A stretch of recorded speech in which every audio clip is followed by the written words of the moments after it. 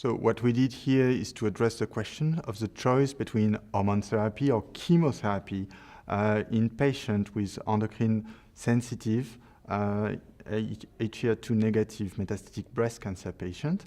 And we know that this patient can be treated with hormone therapy, which is a preferred treatment option because of its lower toxicity, or chemotherapy, which is usually chosen by clinician in case of unfavorable prognostic profile. And then the key issue with that choice is that it is poorly reproducible from one clinician to another or one country to another. So there is a huge discrepancy between the treatment options that are proposed to the same patient. And the idea is to use the circulating tumor cell count test as an objective and reproducible biomarker to guide that choice. So what we did here, it's a phase 3 trial. So we had two randomized arms. In the first arm, so patients were treated according to the clinician choice. And so the circulating tumor cell count was obtained but not disclosed to the clinician.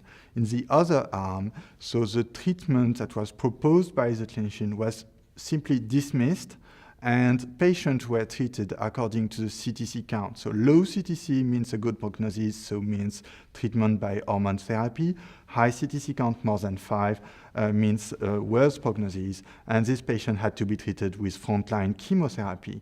In both arms, patients treated with chemotherapy were allowed to have maintenance hormone therapy after the first chemotherapy cycle. And so first we compare the two arms, in the overall study population. And what we found, so this was a non-inferiority trial because the idea is to compare a single biomarker versus a very multiparametric clinical estimate.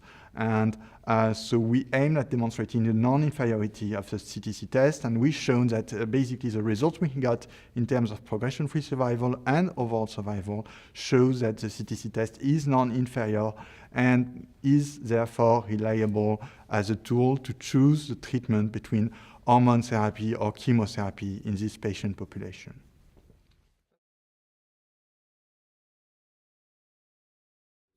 Yeah, so after analyzing the study results in the whole study population, we then compare the results in the two arms by subgroups.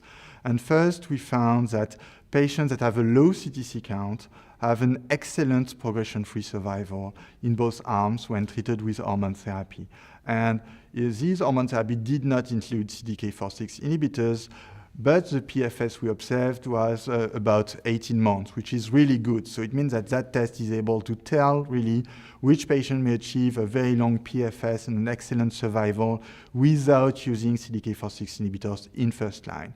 And then also, we had patients with a more unfavorable profile, so with a lot of concerning characteristics, and such as the high CTC count. And what we are showing, to our great surprise, is that in these patients, when they were randomized between hormone therapy and chemotherapy, we observed not only a better progression-free survival with frontline chemo, but also a better overall survival.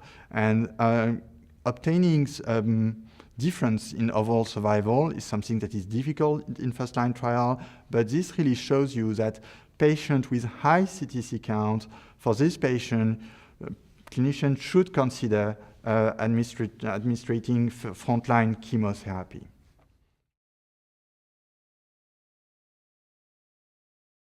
So currently, CDK4/6 inhibitors are becoming mainstream in combination with endocrine therapy. And in our study, patients did not receive this CDK4/6 inhibitor as first-line therapy, but most of them were treated with these inhibitors in the subsequent line of therapy. So these patients were not under-treated according to the current guidelines.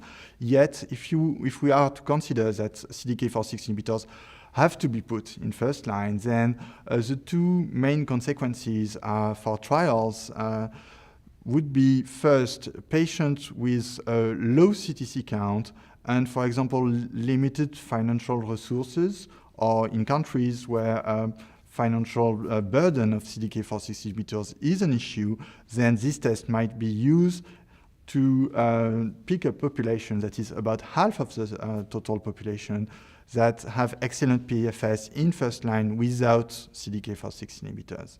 And then on the other side, it's we do have half of the population with worse prognosis. And I think that in the future, we'll have to try to increase the results and to develop new drugs that will help to increase the outcome of this high-risk patient. But what our study shows is that to define in a reproducible way this high-risk patient, rather than to define presence of liver metastases or such clinical variables, we should use circulating tumor cell count to define patients with a high risk, and this patient maybe deserve to be included in trials that will challenge and the current standards.